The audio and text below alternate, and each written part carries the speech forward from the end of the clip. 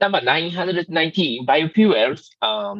Biofuels plays a particularly important role in decarbonizing transport by providing a low carbon solution for existing technologies, such as light duty vehicles in the near term and heavy duty trucks, ships, and aircraft with few alternative solutions in the long term. Biofuel demand in 2021 reached 4 EJ 159 hundred and 200 millions liters, returning to near 2019 levels after a decline due to the COVID-19 pandemic. However, a significant increase in biofuel production is needed to get on track with the net zero emission by 2050 scenario and deliver the associated emission reductions. By 2030, under the net zero scenario, biofuel production reaches 15 EJ, requiring average growth of around 16% per year. Advanced feedstock usage must also expand. Biofuels produced from waste and residence resources meet 45% of total biofuel demand by 2030, up from around an 8% share in 2021. Biofuel demand in road transport has rebounded to pre-COVID-19 levels, but an acceleration is needed, particularly in heavy-duty and long-distance transport such as aviation. In 2021, biofuels represented 3.6% of global transport energy demand, mainly for road transport. In the net zero scenario, biofuels contribution to transport could quadruple to 15% in 2030, accounting for almost one-fifth of fuel demand for road vehicles alone. Also, overall biofuel demand bounced back to 2019 levels after a decline due to the pandemic. The rebound has been uneven across specific biofuels. Ethanol demand grew by 6% from 2020 to 2021, yet remains 7% lower than 2019's demand.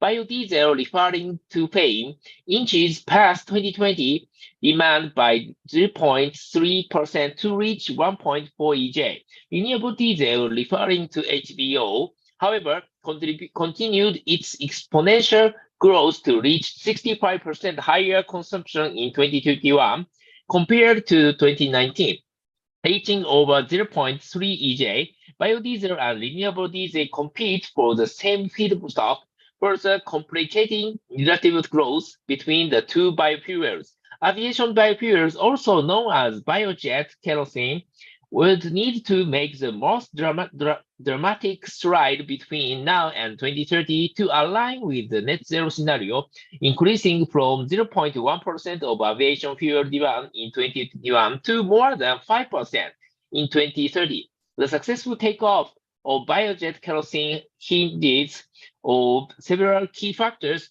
including reducing the cost gap between biofuel and fossil jet fuel, governments implementing clear regulatory schemes and politics, and diversifying sustainable feedstock supplies beyond waste oils and edible oils. Biofuel production technology needs to diversity to sustainably take advantage of existing waste and residue feedstocks.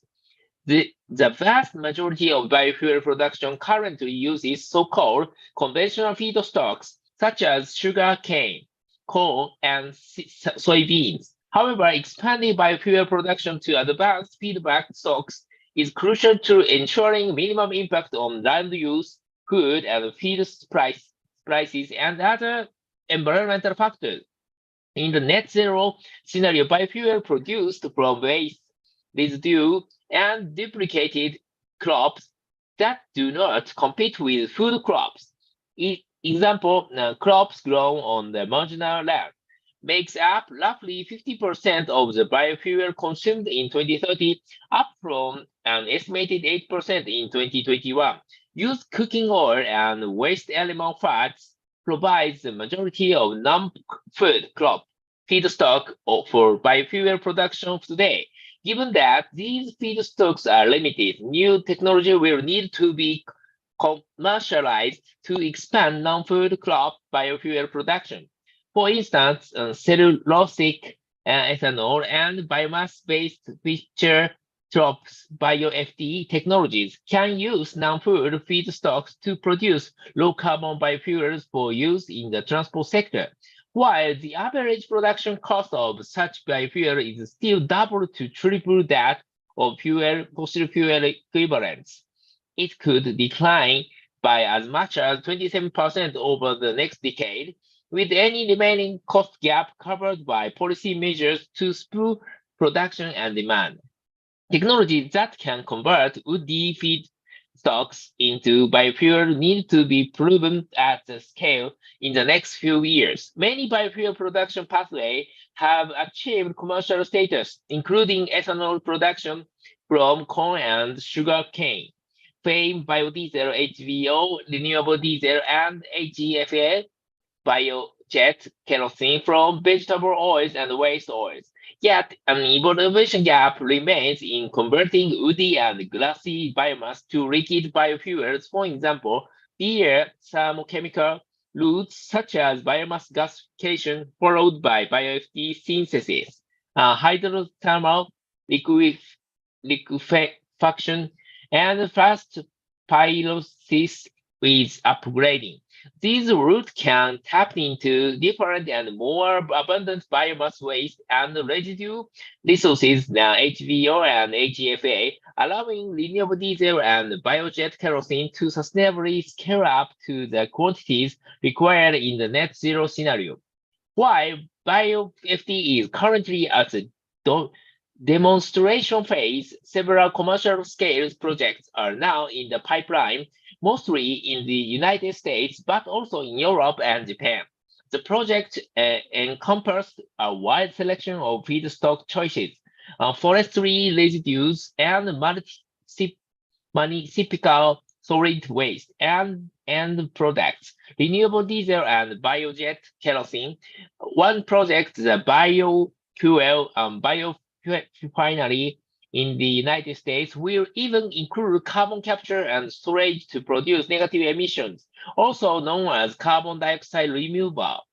Both hydrothermal liquefaction and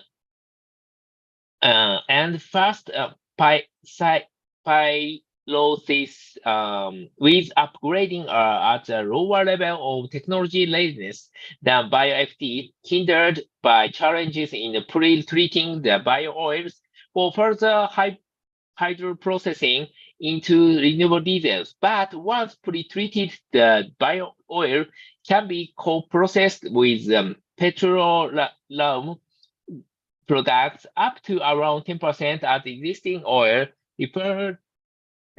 refineries in the near term, and thus avoid costly capital expenditure related to scaling up. Currently, only a handful of pilot projects exist, such as EU Hydrofuel Project and Sweden Pilocell, a joint partnership between a sawmill and an oil refinery. Capturing CO2 from biofuel is relatively cheap compared to other bioenergy and carbon capture options. Several biofuel production pathways emit essentially pure stream of CO2 and as an inherent part of their process. Such routes include ecological fermentation, both crop-based and cellulosic, and BioPT.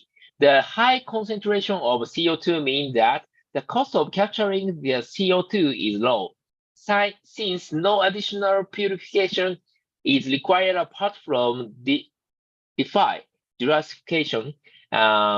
Once the CO2 is captured, it can be compressed and transported via pipeline, trucks, or ships to the storage site, or be used in some way. CO2 has been captured from ethanol plants since 2010, with the first project selling the CO2 for use in in-house oil recovery or within the food and beverage sector. In 2017, the world's first bioenergy carbon capture and storage BECCS plant was installed in the United States at the ethanol facility, capturing 1 megaton CO2 per year. As of 2021, there were several ethanol plants capturing carbon with a combined capture capacity of 2.21 megaton CO2 per year, split roughly equally between CO2 storage and use, with 1.65 megaton CO2 per year from projects destined for enhanced oil recovery or storage, around 40 ethanol facilities, including around 30 as part of the Midwest Carbon Express projected in the United States, are planned to start capturing CO2 before 2030, totaling over 15 megaton of biogenic CO2 capture capacity. However, over 50 times the amount of CO2 captured today would need to be captured by 2030 in the net zero scenario, leaving a sizable gap to be addressed. Policies in more 80 countries support biofuel demand.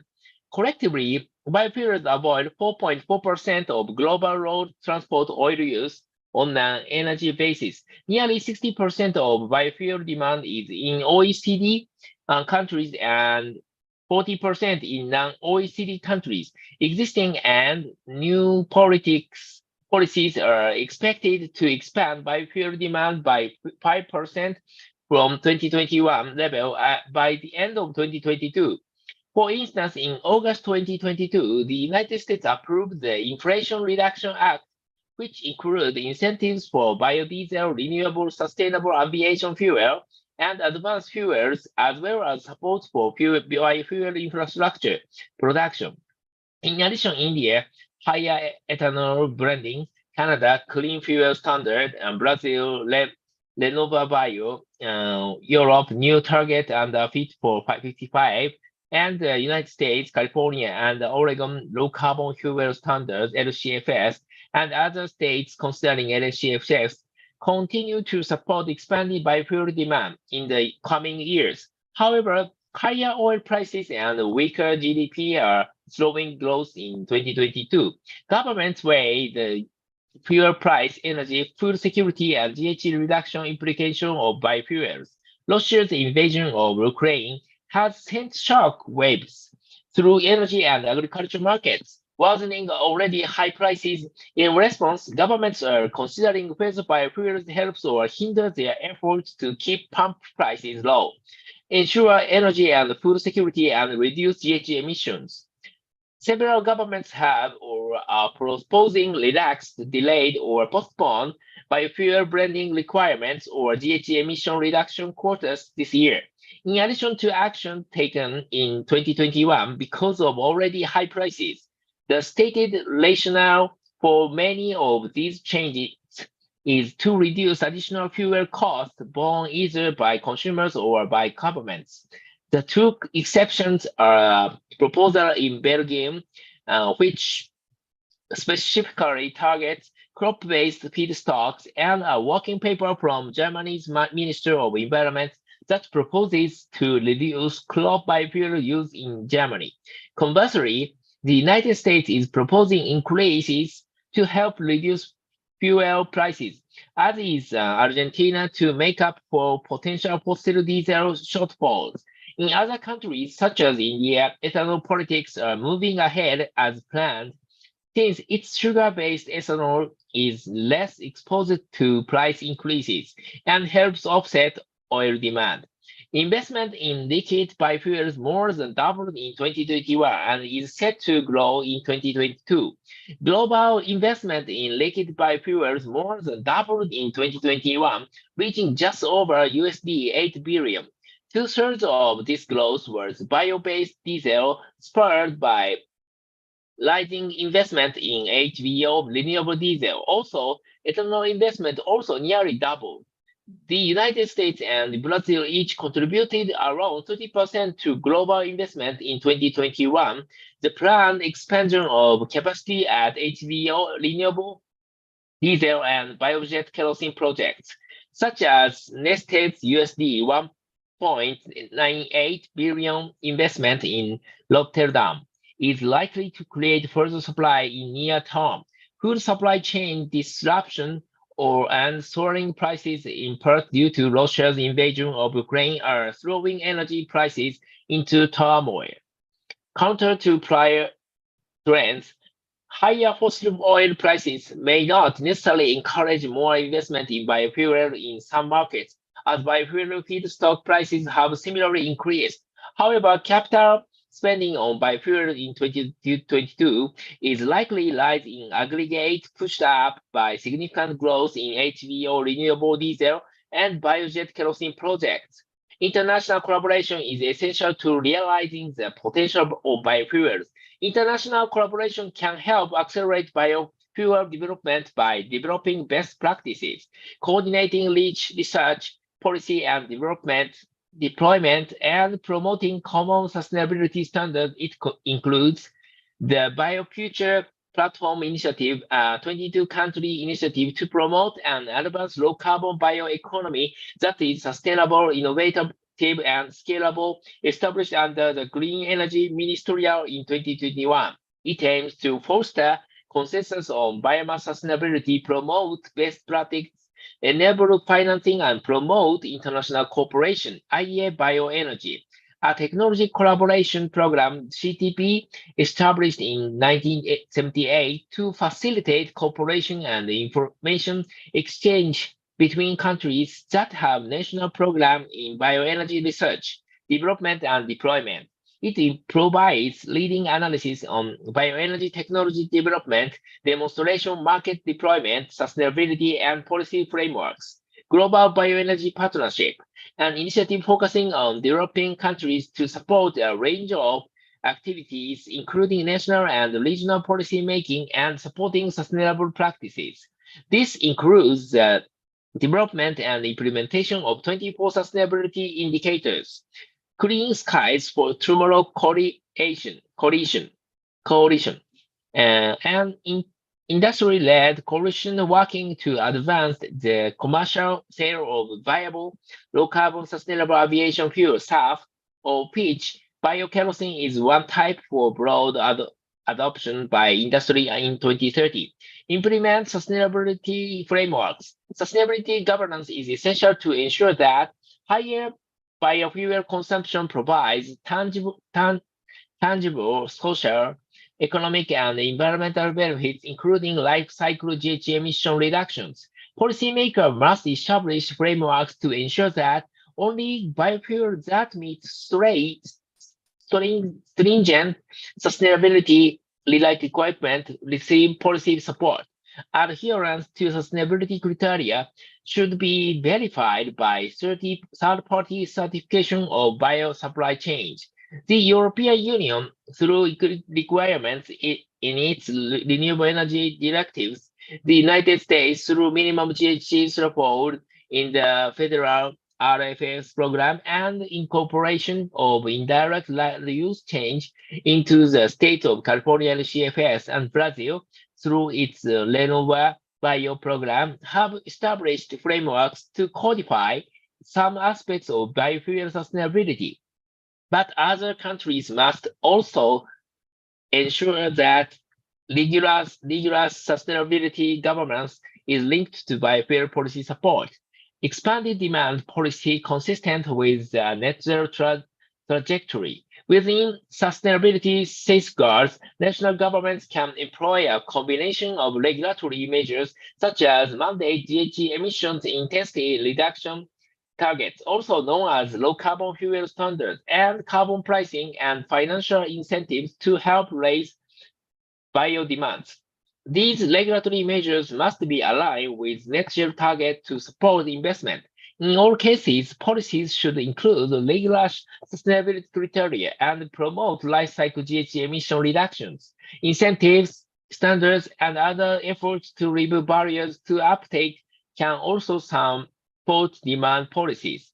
Support innovation, especially for waste and residue-based fuels with low GHG emissions. The net zero scenario requires the expansion of both waste and residue-based fuels and fuels with lower GHG emissions that use technologies such as carbon capture and storage. Relevant policies include de-risking measures like loan guarantees and specific biofuel quotas for emerging fuels. The European Parliament For example, formally adopted staff blending targets in July 2022 to expand the market for these